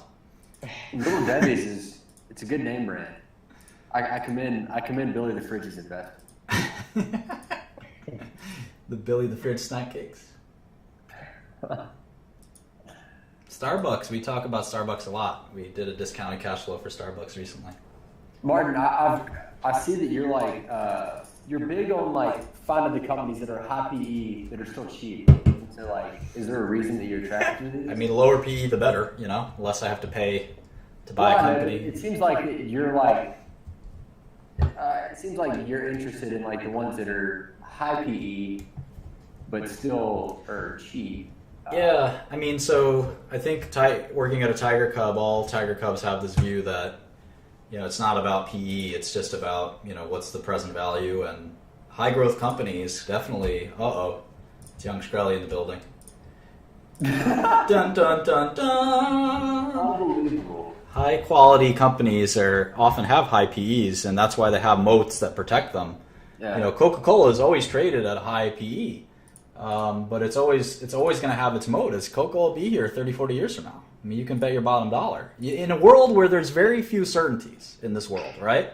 We don't know what the biggest computer maker is going to be in 20 years. We don't know what the biggest social network is going to be in 5 years. But we know Coke's going to be here. We know American Express is going to be here, most likely. We'll see. PayPal's coming around the corner. And we know there are some things that we can rely on as brands, right? Toothpaste. There's no technology that's going to change toothpaste in the next 20, 30 years. So we can value. It doesn't mean you always buy Coca-Cola or Procter & Gamble. It means that if there's a discount to those stocks because of some crazy thing that's happening in the world, you can take advantage of that discount. So IBM is a good example. IBM is trading at like 8 times earnings, and Buffett loves it. I don't know anything about tech, but if there was a 3% discount rate that went to an 8% discount rate for Procter & Gamble, I'd buy Procter & Gamble. And all of these things are pretty complicated. We'll get into it more and more and more. Reese? So I pretty much understood everything except for at the very end I was a little confused. So is the discount rate like the number that shows like an asset's value after you calculate the risk involved, or? Discount rate is how much you discount 1 year's cash flow from 1 year to the next. It's like I said, discounts should. Actually, the present value of future cash flow. Yeah. Yeah, ish. Discount. Is that young Shkreli? Yes, of course. In the flesh. Hilarious.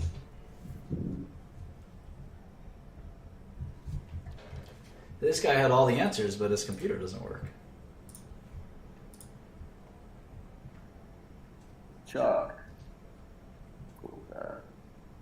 Hey, ¿Qué pasa? talk, you guys. How's it going, Chuck? I'm doing really good. How are you guys? Great. A little nervous. Nah. Just Oh, yeah. just a bunch of kids in here. Mr. Shkreli himself. Ah. Good to talk to you. What's up? The reason I jumped in is it's a little off topic, but there's a story going around that you got killed by in a drive-by. Turns out I'm still here. Crazy story. Oh, hey, Martin. Hi. Great presentation. I'm a fellow Zigland graduate. And that was really great. I wanted to take a little off topic and talk about the macroeconomics. No. The picture that we have now. Are you willing to talk about that? What gives you the right to take my show and put it in a different direction? We have 13 minutes left to questions. Hi, Martin. Hi. Hi, I have a question. Right now, for the biopharm market in America, for you, what is your discount rate right now? Oh, that is a good question. Good question. Yeah.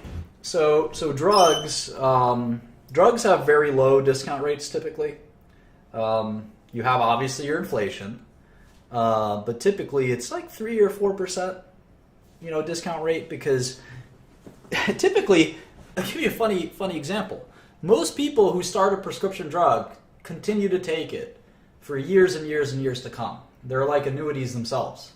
I take one prescription drug. I've taken it for literally 14 years in a row. 14 years in a row.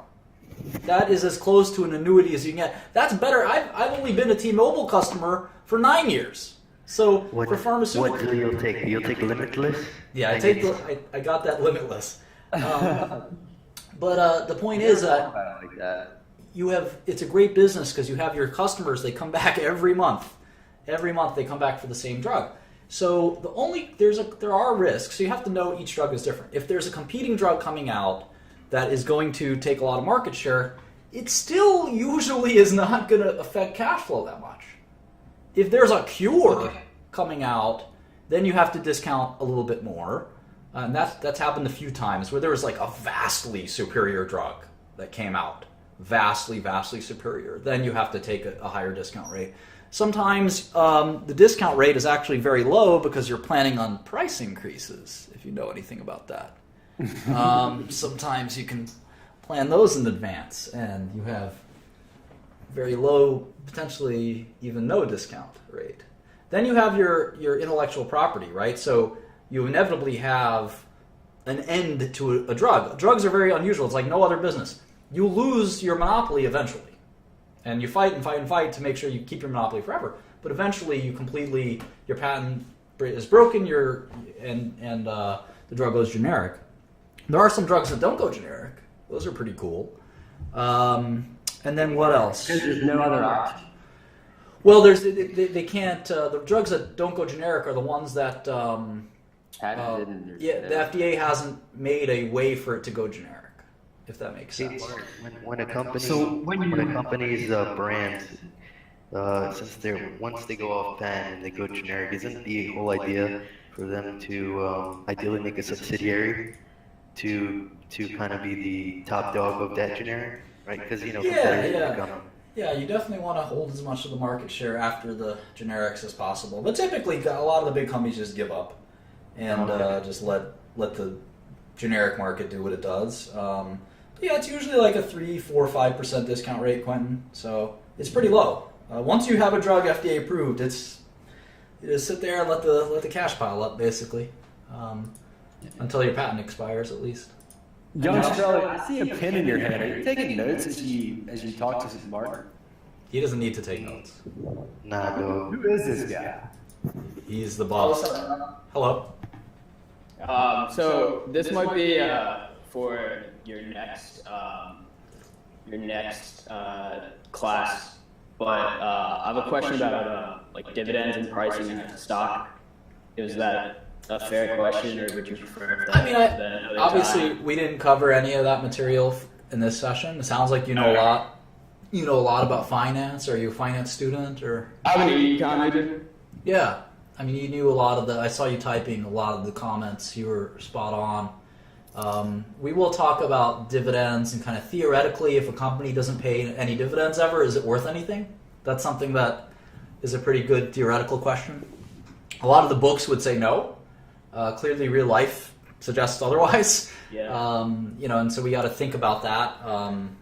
Dividends versus retaining cash versus buybacks. A lot of it's based on taxes. There's a lot of things that we got to talk about. But no, great to have you, and I hope you join us for future shows. Yeah. I just have a quick question. Do you know how to change like your name through Blab? Do I look like Blab technical support? Yeah. You motherfucker, you need books? Here's one good book for you, motherfucker. I want to first thank you. I think it's really generous of you. Can you not hear me? It's just very noisy. Okay. Things like current events. Too noisy, dude. Drive everyone crazy. Oh, again? Yeah. No!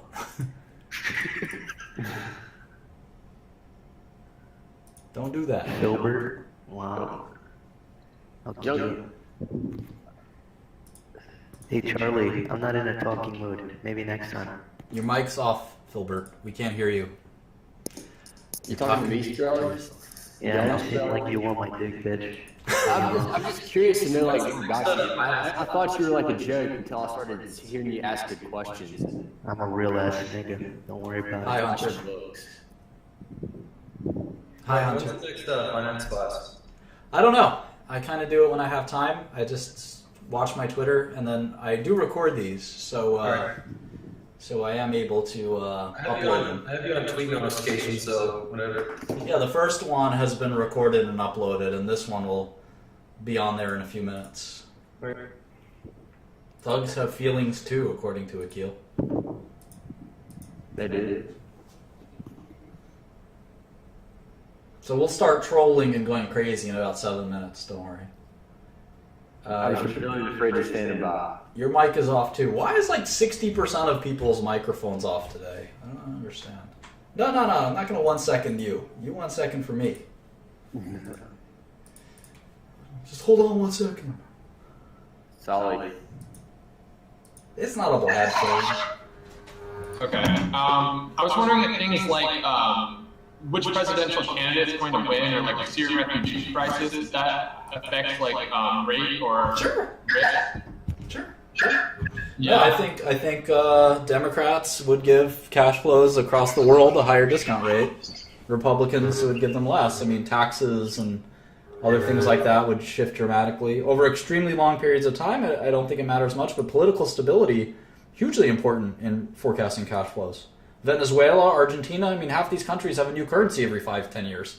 You know, Ukraine, could you imagine having Ukrainian cash flow? All right. All right. All messed up here on Blab.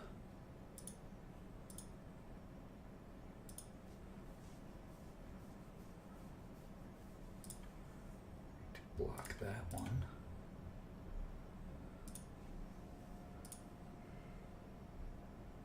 Yeah, government geopolitical risk, I think we call it geopolitical risk. Okay. Hey, Martin, so you mentioned in the presentation that U.S. government bond has zero risk, and I mentioned that that's absolutely not true. But it got me thinking, I mean, it's a little abstract, but does zero exist? Does zero risk exist? Like, can that even... We'll have multiple lessons on that. I've spent my whole life thinking about this concept, and I think there is an answer to it. I don't want to share it right now, just because it's too complicated and sort of mystical even. It's almost like a religion to me. I don't know that zero risk exists, but I don't think that's the question one has to ask. I think risk to cash flow is less about perceived risk and it's about actual risk. So if something doesn't default, did you ever risk anything? I mean, discount rates are really kind of very theoretical in a sense, right? I mean, if a bond is paying you $100 a year and you say, my bond to Maurice, the street guy, versus my bond to Charlie, the business owner, well, what happens if Maurice does pay you? Then it doesn't make a difference, right? You might think you risked something, but if you got the money, it wasn't technically a risk, and we'll talk about that in the future.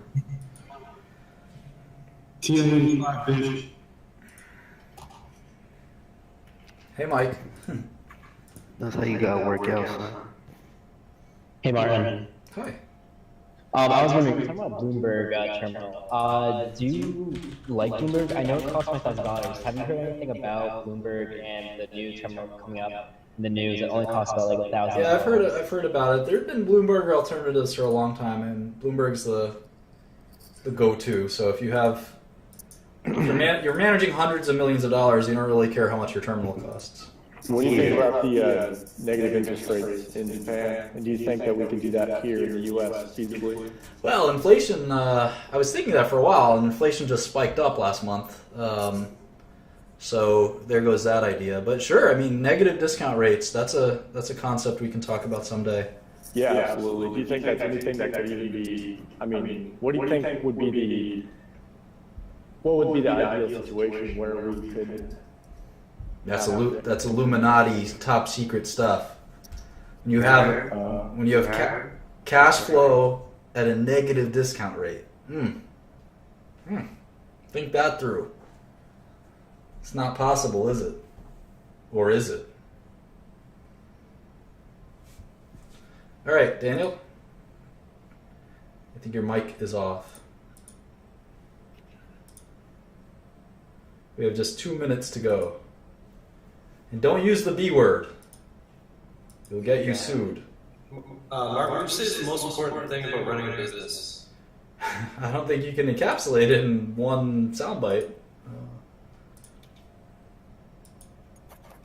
When are we going to pay for the issues that we had in 2009 and 2008 that we never fixed? When you graduate from Baruch. You're done. You're done. You're done. Yeah, so that formula you use in Excel, you know how I said 43 million instead of 50 million? Is that assuming like you could get the first 10 million and then it defaults and you don't get the rest? Or is it so like, you know what I mean? Nah. Not exactly. Maybe just like go over it a few times. I think it'll sink in. It's like basically what is the value of those cash flows if you were to receive them in that order? What's the present value today? If that makes sense. All right. It's definitely, it takes a little while to sink in. You'll get it. I have faith. Or not. Not everyone has to pass the class. How about again? So this was about U.S. government and the default rate. So have you looked at the recent accounting papers that the U.S. government has released with their assets and liabilities? And student loans are 32%. Well, are those federal? Those are assets. Oh, I see what you're saying. Over like $17 billion and liabilities. How would you count large difference? I'm not a macro analyst. There's certainly a possibility that the government defaults. I don't think it's likely, but yeah, it's a good question. Macro analysts look at country balance sheets all the time and decide that a country will go bankrupt.